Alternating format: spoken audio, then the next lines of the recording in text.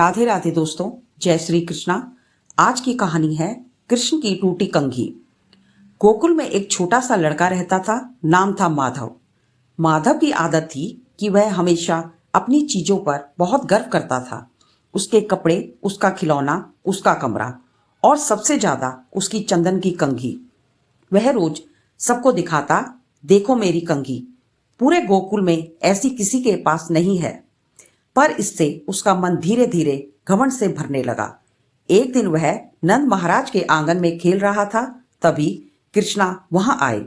माधव बोला, कान्हा, मेरी कंघी दुनिया की सबसे अच्छी है, तुम चाहो तो दिखा दूं।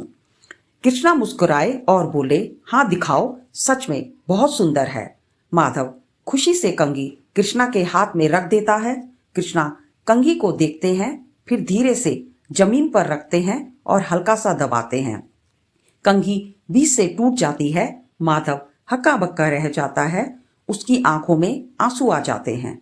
कान्हा, आपने मेरी सबसे प्यारी चीज क्यों तोड़ दी?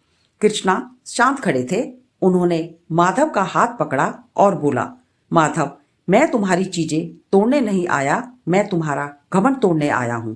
माधव रोते हुए बोला, लेकिन घमंड कैसे समझूं? कृष्णा ने मिट्टी उठाई और कहा, देखो यह मिट्टी, इसी से तुम्हारा शरीर भी बना है और इसी मिट्टी में एक दिन मिल भी जाएगा।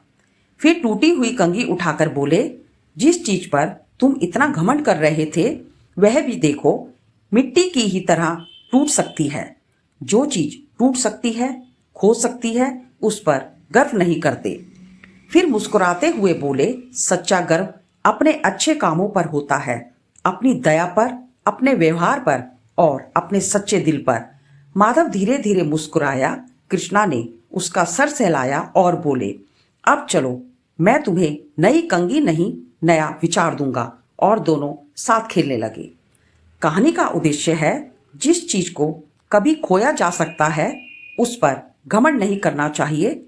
घमंड तो तोड़ने में भगवान एक पल लगाते हैं, लेकिन विनम्रता हमेशा जीवन भर संभालती है।